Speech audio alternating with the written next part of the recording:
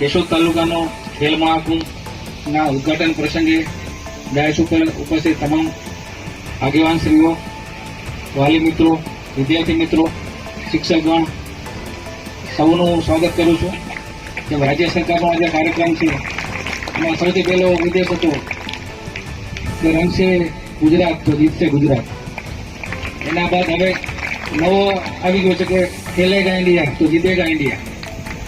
એમ સરકારશ્રીનું જે મુખ્ય જે સ્લોગન હતું એને ચરિતાર્થ કરતું આજનો આ ખેલ મહાકુંભ છે. આમાં આપણે ઇન્ડિવિજ્યુઅલ અને ગેમ, ટીમની ગેમ બંને ગેમ છે. તો આપણામાં એક ટીમ સ્પિરિટ પણ ઉભો થશે, એકબીજાના હાથ પકડવાનો. ભલે કબડ્ડીમાં આપણે પગ ખેંચવાના હોય છે, પણ રિયલ લાઈફમાં આપણે એકબીજાના હાથ પકડવાના છે. કોઈ પણ એક નબળો સ્ટુડન્ટ હોય તો આપણે એને મદદ કરશું, પરીક્ષામાં નહીં, ભણવામાં. બરાબર? તો એકબીજાને તમે મદદરૂપ થાઓ, એકબીજાને ટેકો આપો, ઇન્ડિવિજ્યુઅલ તમે પ્રગતિ કરો. એમ જે મોદી સાહેબ આપણું વડાપ્રધાન સાહેબ છે, અગાઉ આપણે ઇન્ડિયાની ટીમ હારી હતી, તેમ છતાં આપણે એમને પ્રોત્સાહિત કરવા માટે એમને બોલાવ્યા હતા. એ જ રીતે ઓલિમ્પિયન જે હતા એ લોકોને પણ બોલાવ્યા હતા.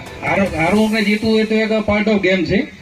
તો આમાં તમે એ પણ શીખશો કે જ્યારે તમે ક્યારે હારો તો એ જ રીતે તમે પરીક્ષામાં તમામનો ફર્સ્ટ નંબર નથી આવતો, તો કોઈકનો સેકન્ડ, થર્ડ, ફોર્થ આવવાનો છે, કોઈ ફેલ પણ થશે. પણ ફેલ થાય તો એનો મતલબ એવો નથી કે તમે નબળા છો, પણ તમારા કાંઈક ખામી છે. તો ગેમ છે તમને, જે મેદાની ગેમ છે તમને એ પણ શીખવાડશે કે જીવનમાં પણ એવી રીતે હાર જીત થશે. પણ ત્યારે આપણે એમાં પોતે અપસેટ નથી થવાનું કે ડિપ્રેસ નથી થવાનું, પણ તમારે આગળ વધવાનું છે. અને ખેલનો ઉદ્દેશ પણ એ જ છે. આજના મહાકુંભમાં હું તમામને સ્ટુડન્ટ છે, આપણે એન્જોય કરશું અને સારી રીતે આપણે 100% એમાં યોગદાન આપશું તો 100% તમને સફળતા કેશોદ લેવલમાં મળશે, ડિસ્ટ્રિક્ટ લેવલ, સ્ટેટ લેવલ અને ભવિષ્યમાં તમે ઇન્ટરનેશનલ લેવલ પર તમે રમી શકો એવી શુભેચ્છા. Thank you. યસ, ગુજરાત સરકારના સ્પોર્ટ્સ ઓથોરિટી ઓફ ગુજરાત અને જિલ્લા રમત વિકાસ અધિકારીની કચેરી જૂનાગઢ ના માર્ગદર્શનમાં આજે સમગ્ર ગુજરાતની અંદર, હું તો કહીશ કે વિશ્વનો જે ગુજરાતની અંદર આ રમતોત્સવ રમાઈ રહ્યો છે, વિશ્વમાં સૌથી મોટો રમતોત્સવ છે ખેલ મહાકુંભ. એના માટે આપણે ગુજરાત સરકારનો આભાર વ્યક્ત કરતા તાળીઓથી વધાવીશું.